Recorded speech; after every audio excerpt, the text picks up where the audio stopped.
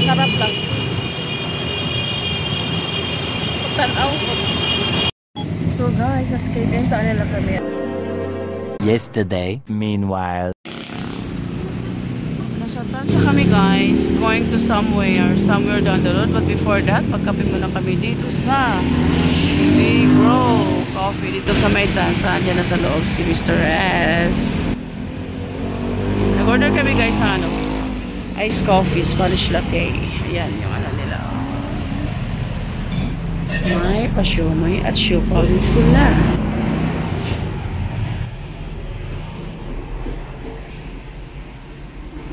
Ayan. Go, go, go.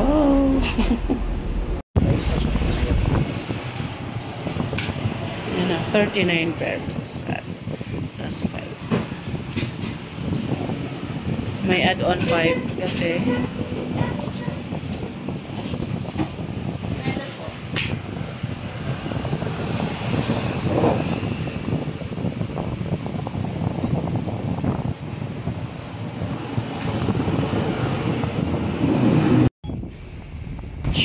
Siomay 20 pesos apat. Puti lang.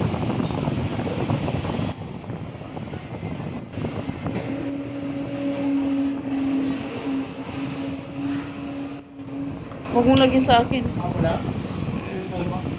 Sa iyo lang. Ayan, meron chili. Of course, kalamansi.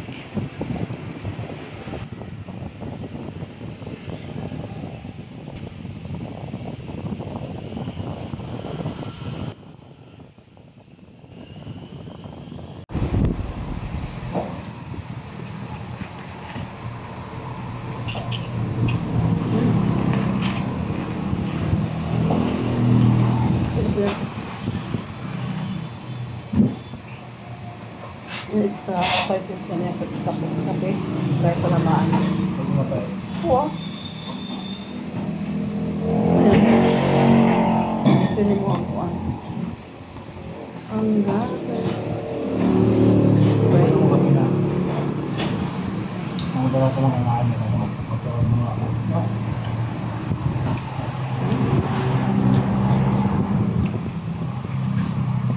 Gusto mo sa Davies Kalame. Pabalik na is the village ko kayo. Ay sa kuwan ba? Sa training to sila. Patapos pagkuhan niya sa Cebu Port.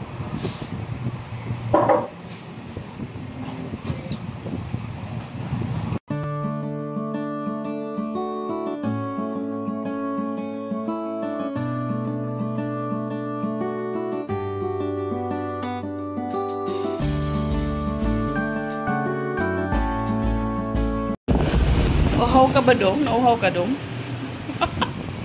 Let's go.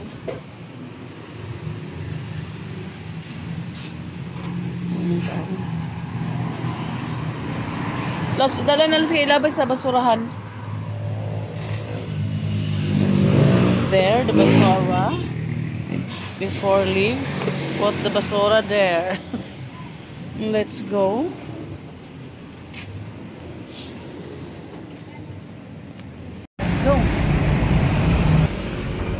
Let's go. Mura lang yung kape nila dito guys. It's $29.39. Hot and cold. Pag gusto niyo mag-add-on kayo ng 5 pesos for another shots ng coffee. So yung sa amin, nagdagdag kami ng another shots. So malalasa mo yung pait ng buhay. Sige, go. 3:26 in the afternoon.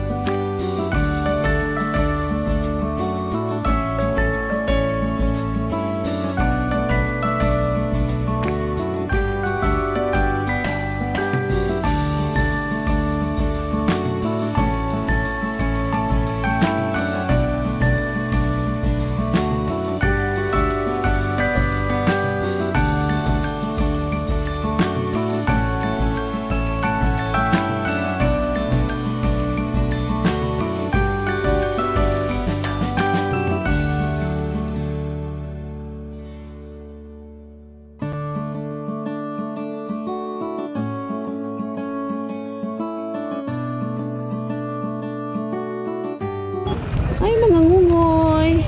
Wala, dami nila, oh. Dami. Ano?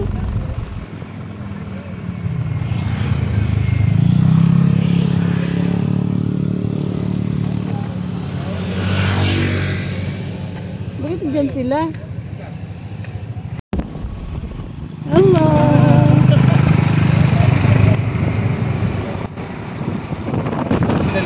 Dami mga unggoy. Dami naman sa sila. Kasi pinagbawal na pagkainin sila. Kawawa naman. Yung Sunday ko, tulang din sa saging di. Ano naman magawa sa dami unggoy. Kasi parang takot sila sa tao, no? Ayaw magpahawa.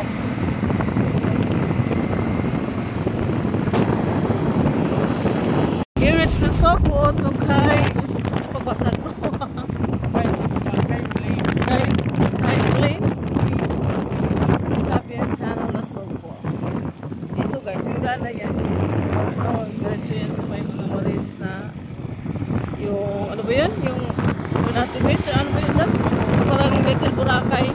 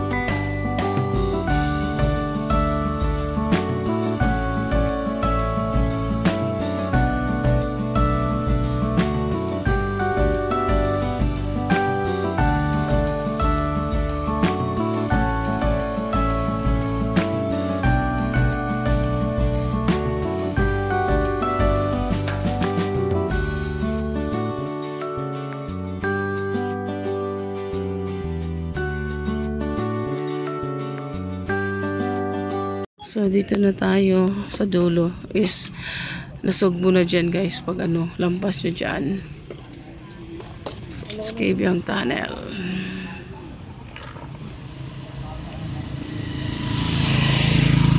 Gulat yung sumigaw doon sa loob. Kala mo mga ano.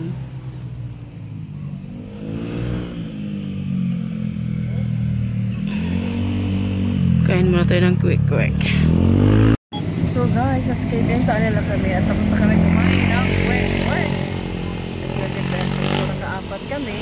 80. Pero yung sa akin, is sinabi ko, binigay ko sa mga dogs. Yan yung mga dogs, guys. Ewan ko ba, kung sa akin nagpunta, talagang may mga dogs na nalapit sa amin. Alam mo yung ano, binigyan ko siya ng kalahati ng quick ko. Talagang kinain niya ng ano, kawawan ko mga dogs. Siguro kung yayaman kami, magdala kami ng isang kaldero pagkain para sa kaldero. So let's go!